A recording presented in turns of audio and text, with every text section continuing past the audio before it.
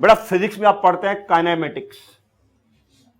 Kinematics उसमें आप क्या करते हैं, बॉडीज की, ऑटोमोबाइल की, मैटर की वेलोसिटी की बात करते हैं, काइनेमेटिक्स। ठीक है ना, एक गाड़ी चल रही है, अर्थ रिवॉल्व कर रही है, बॉडी फॉल कर रही है, मैटर की वेलोसिटी की, स्पीड की बात करते हैं। आप बताएंगे स्पीड और वेलोसिटी में क्या फर्क है? स्पीड की कोई डायरेक्शन नहीं होती है ना, और वेलोसिटी की डायरेक्शन होती। बाकी मैग्नीट्यूड दोनों में वैसे distance upon time, displacement upon time. अब बड़ा ये जो यूनिट है इसमें हमने रिएक्शन की वेलोसिटी की बात करेंगे। वहां पे हम मैटर की वेलोसिटी की बात करते हैं, यहां बोलो रिएक्शन की velocity. In this unit we talk of velocity of a reaction, velocity of a reaction. और मैं आपसे बोलूंगा कोई फर्क नहीं है, जो बॉडी की वेलोसिटी होती है वैसे रिएक्शन की वेलोसिटी होती है, एग्जैक्टली सेम। कोई रिएक्शन स्लो होती है, कोई रिएक्शन फास्ट होती है। स्लो रिएक्शन मतलब उसकी वेलोसिटी कम है और फास्ट रिएक्शन मतलब वेलोसिटी ज्यादा है। जैसे मैं आपको एग्जांपल दूं, रस्टिंग ऑफ आयरन। आपके घर के छत के ऊपर आयरन का एक पीस पड़ा हुआ है, 10, 12, 15, 20, 25 दिन, महीने के बाद आप देखते हैं उसके ऊपर रस्ट के स्पॉट्स लग गए। It's a slow reaction. Rust होते हुए आपको नहीं दिखती क्योंकि बहुत स्लो, लेकिन 20-25 दिन के बाद आप देखते हैं वहां रस्ट बन गई होती है। दिखती क्यों नहीं? क्योंकि प्रोसेस बहुत स्लो है। It's a slow reaction, rate कम है इसका। अब एक रिएक्शन है जैसे कंबस्शन, वो तो होते हुए दिखती है आपको। आप वुड का पीस ले लो, आग लगाओ उसको, वुड का साइज कम होते दिखता आपको। इसे रिएक्शन ऑफ मॉडरेट रेट, इसका रीजनेबल मॉडरेट रेट है, ना बहुत कम है ना बहुत ज्यादा। अब बहुत ज्यादा रेट कहां होता है? याद करो, लेबोरेटरी में अगर आप टेस्ट ट्यूब में सोल्यूशन लेकर कोई दूसरा सोल्यूशन डालते हो, in fraction of second reaction complete हो जाती। To the salt solution add silver nitrate. बच्चे जैसे आप डालते हो इंस्टेंटेनियसली फ्रैक्शन ऑफ सेकंड में, 10⁻³ सेकंड में रिएक्शन कंप्लीट हो जाती है। इसे फास्ट रिएक्शन। इसे भी फास्ट रिएक्शन की बात करें, 10⁻৯ second absorption of light by chlorophyll. Chlorophyll जो है, क्लोरोप्लास्ट, सोलर लाइट एब्जॉर्ब करता है इन ए वेरी स्मॉल टाइम। तो 3 तरह की रिएक्शन होगी, उनकी वेलोसिटी, उनकी स्पीड के बेसिस पर। Very slow reactions, moderate reactions and fast reactions. बड़ा वैसे तो तीनों को पढ़ना है, लेकिन हम इस यूनिट में 12th क्लास के लेवल पर हम मॉडरेट रिएक्शन को पढ़ेंगे, जो होती हुई हमें नॉर्मल आइज के साथ दिखती है, जो आपको अपनी कॉमन लाइफ में प्रोसीड करते हुए दिखती है। तो इस लेवल पर हम मॉडरेट रिएक्शन के रेट के बारे में पढ़ेंगे।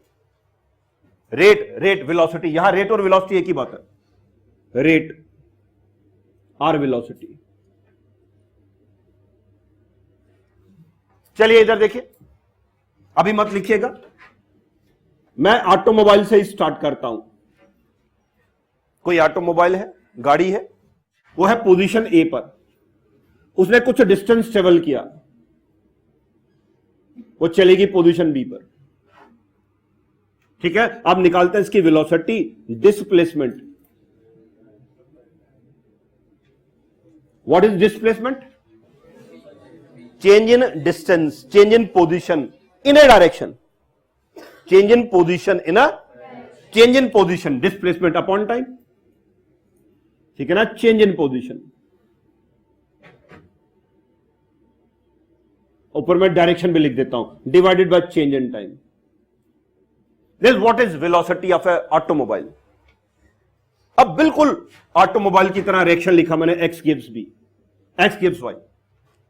बताओ ये जो आपके सामने रिएक्शन है, इसका कोई डायरेक्शन होता है? फ्रॉम एक्स टू डायरेक्शन है ना। अब बोलो टाइम के साथ साथ एक्स की अमाउंट बढ़ेगी या कम होगी? कम हो जाएगी। तो वेलोसिटी ऑफ अ रिएक्शन, बड़ा वहां से मैं कॉपी करूंगा।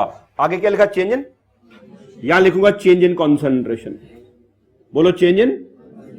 चलिए मैंने ग्रामेटिकली करेक्ट वर्ड यूज कर दिया, मोलर कॉन्सेंट्रेशन।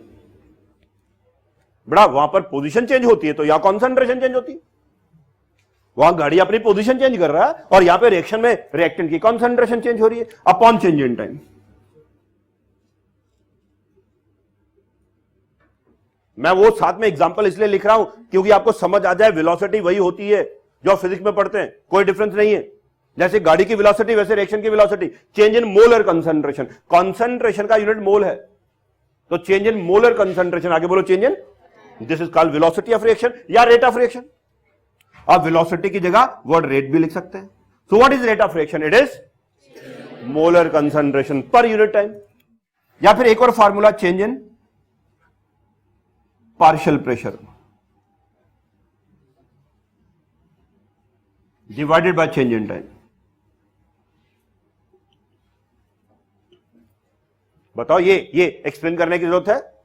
इक्विलिब्रियम में बता चुका मैं, कंसंट्रेशन की जगह आप पार्शियल प्रेशर लगा सकते हैं। अगर गैसेस सब्सटेंसेस हैं, आप कंसंट्रेशन की जगह पार्शियल प्रेशर भी ले सकते हैं। So change in concentration, let me write delta x upon delta t और delta p upon delta t. बताओ फर्स्ट केस में इसका यूनिट क्या बनेगा? Molar concentration, it is moles पर लीटर पर सेकेंड या फिर एटमॉस्फेयर्स पर सेकेंड। आप बताएंगे प्रेशर का और कोई यूनिट? यस, बार पर सेकेंड है ना, पास्कल्स पर सेकेंड, न्यूटन पर मीटर स्क्वायर पर सेकेंड, कोई भी यूनिट लगा सकते हैं। इतना सा नोट कर लो अपनी कॉपी पर। जैसे गाड़ी की वेलोसिटी होती है वैसे रिएक्शन की वेलोसिटी होती है। और आगे लिखिए, it is a vector quantity, rate of reaction is a vector quantity. बेटा एक डिफरेंस है गाड़ी की वेलोसिटी और रिएक्शन की वेलोसिटी में। गाड़ी की वेलोसिटी हमारे हाथ में होती है, हम जब चाहे उसको बढ़ा सकते हैं, जब चाहे उसको एक्सीलेटर के साथ। रिएक्शन की वेलोसिटी हमारे हाथ में नहीं होती। एक बार आपने रिएक्शन शुरू कर दी तो बच्चे रिएक्शन की वेलोसिटी कंसंट्रेशन पर डिपेंड करती है। लॉ ऑफ मास एक्शन पढ़ा हमने, है ना? बोलो कंसंट्रेशन ज्यादा होगी तो वेलोसिटी रेट, और जैसे जैसे कंसंट्रेशन कम होगी तो सोच के बताओ, जैसे जैसे रिएक्शन होती है एक्स की अमाउंट कम हो जाएगी तो रिएक्शन का रेट, तो रिएक्शन का रेट कभी कांस्टेंट नहीं होता। बोलो स्टार्टिंग में रेट ज्यादा होगा या कम होगा? ज्यादा होगा। क्यों? कंसंट्रेशन ज्यादा, टाइम के साथ साथ कंसंट्रेशन, तो रेट भी कम हो जाता है। इसलिए जब भी हम रिएक्शन के रेट की बात करते हैं और कांस्टेंट रेट नहीं होता। रिएक्शन का रेट कांस्टेंट हो ही नहीं सकता, वो तो टाइम के साथ साथ कम होता है, हर फ्रैक्शन ऑफ सेकंड कम होता जाएगा। जैसे जैसे मैंने शायद पहले भी एग्जांपल दी, अगर मैं एक कैंडल को इग्नाइट करता हूं और ऊपर एक टम्बलर रख देता हूं, बताओ ये जो फ्लेम है टाइम के साथ साथ ज्यादा बर्न करेगा या कम डिम होता जाएगा? क्यों डिम हो रहा है? तो कॉन्सेंट्रेट थोड़ी हुआ, अंदर ऑक्सीजन कम हो रही है, रिएक्टेंट कम हो रहा है, तो इसका कंबशन का रेट डिम होता जा रहा है, कम होता जा रहा है। तो रिएक्शन का रेट कांस्टेंट नहीं होता, वो टाइम के साथ साथ कम होता है, चेंज नहीं कम होता है। लिखिएगा, normally the rate of a reaction decreases with the passage of time due to decrease in the concentration of reactants. Bracket में लिख सकते हैं आप, लॉ ऑफ मास एक्शन। बच्चे क्या लिखा आपने? बताओ मुझे, रिएक्शन का रेट टाइम के साथ साथ बोलो बढ़ता है कम होता है? इसके कुछ एक दो एक्सेप्शंस हैं, इसलिए मैंने स्टार्टिंग में वर्ड नॉर्मली लिखवा दिया। लिख लो exceptions. Number 1, a zero order reaction always have a constant rate. बोलो मेरी तरफ देखकर क्या आपको याद आए? जीरो ऑर्डर रिएक्शन सुना हुआ है, ज्यादा डिटेल में आगे बात करेंगे। बच्चे जीरो ऑर्डर रिएक्शन एक ऐसी रिएक्शन होती है जिसका रेट हमेशा कांस्टेंट रहता है, वो कभी चेंज नहीं होता। यू समझ लो जैसे अर्थ की वेलोसिटी हमेशा कांस्टेंट है, वैसे जीरो ऑर्डर रिएक्शन का रेट भी हमेशा कांस्टेंट है। शुरू से लेकर लास्ट तक उसका रेट सेम रहता है, उस पर यह हमारी ऊपर वाली बात अप्लाई नहीं होगी। Second point, ethyl acetate plus water gives acetic acid plus ethyl alcohol. 1, KMnO4 plus sulphuric acid plus oxalic acid gives K2SO4 plus MnSO4 plus water plus carbon dioxide. बड़ा ये दो ऐसी रिएक्शंस हैं जिनका रेट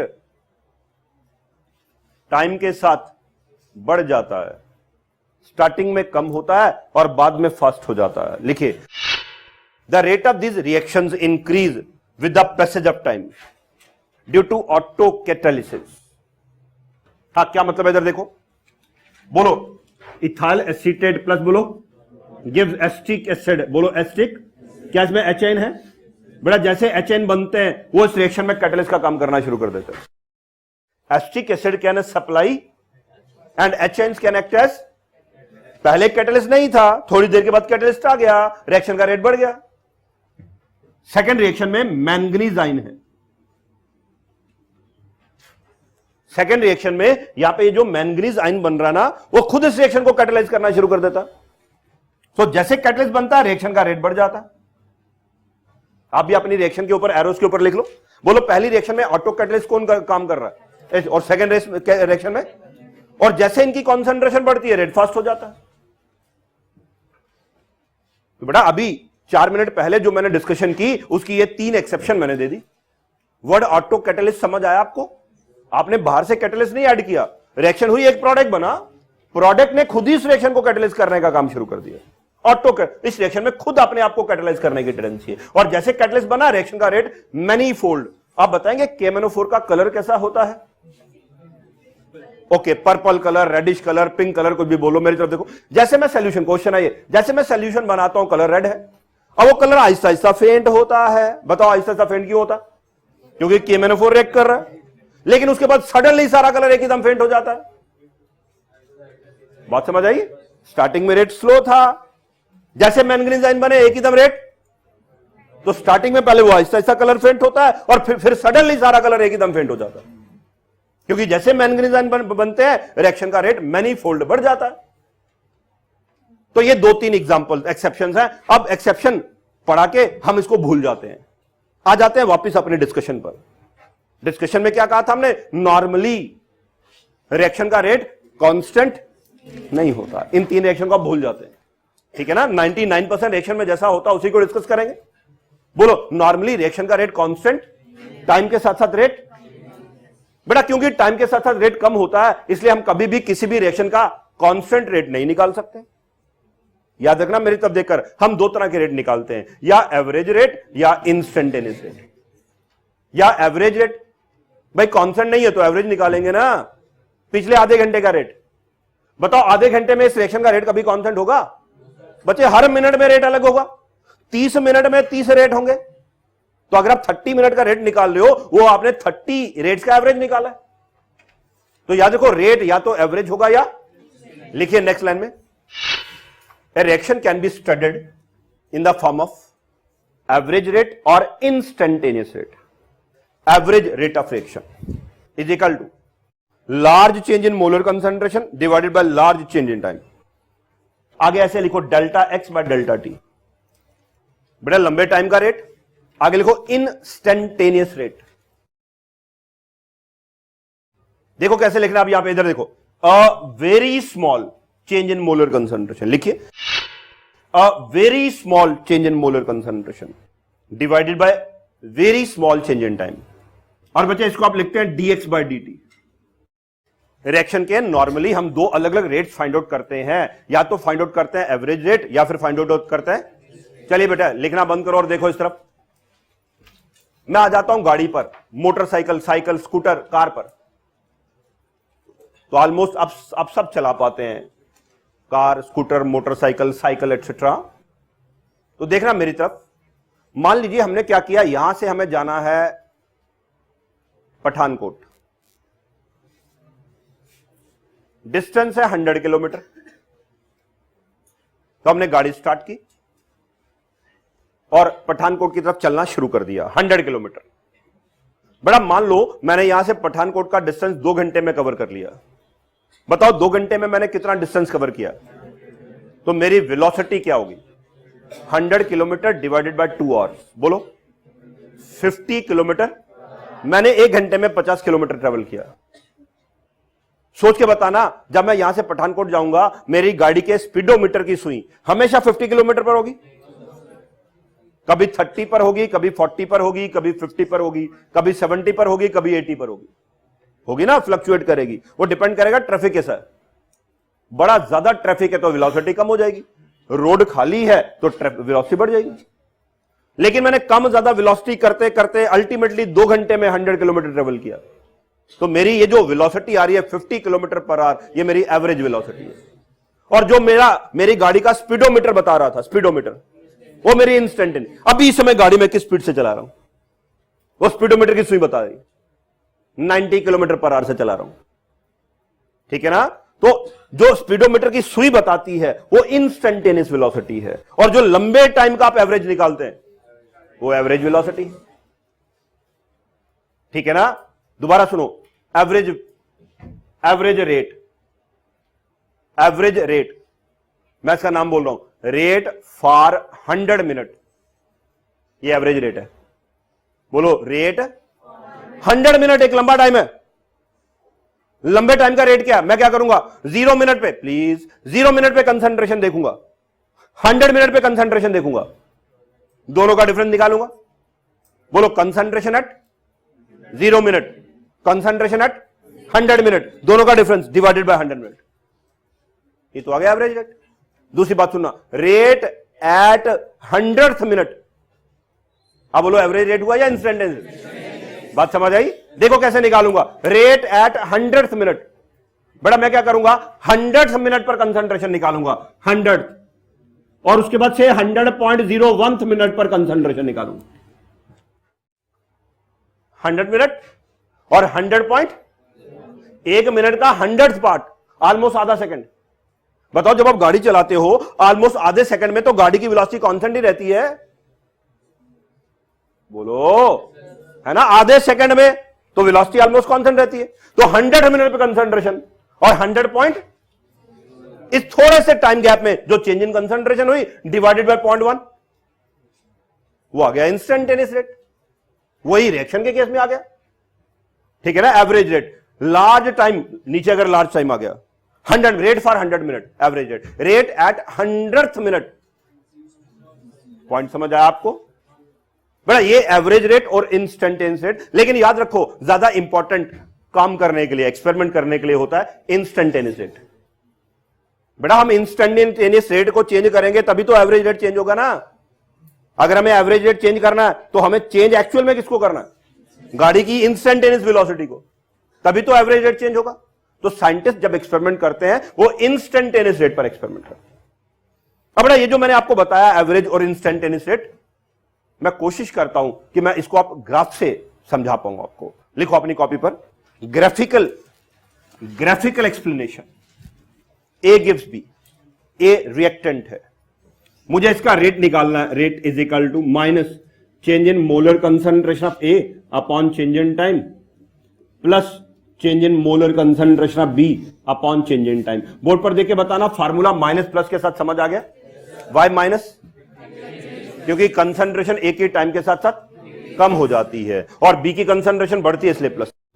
अब ये जो ए है, मैं क्या कर रहा हूं, इसकी कंसंट्रेशन प्लॉट कर रहा हूं ग्राफ में। Molar concentration of A against time, इस तरफ मैं टाइम प्लॉट कर रहा हूं से सेकंड्स में, और इस तरफ molar concentration moles per litre में।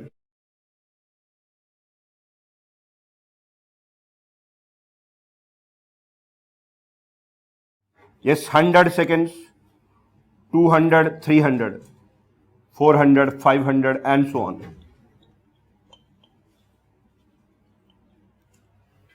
सेकेंड्स मार्क कर दिए मैंने, और इस तरफ मोलर कंसंट्रेशन प्लान करता हूं मैं।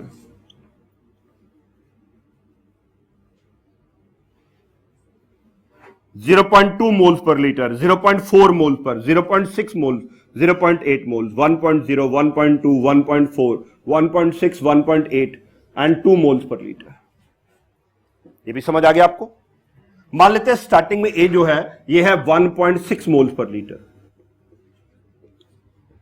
इधर देखो, बोलो यहां टाइम कितना है, 0 टाइम में इसकी कंसंट्रेशन 1.6। बोलो बच्चे, समझ आ गया? मार्क कर दी। अब बताओ, जैसे जैसे टाइम पास होगा ए की कंसंट्रेशन बढ़ेगी या कम होगी? ओके, ये ग्राफ कुछ ऐसे बनेगा।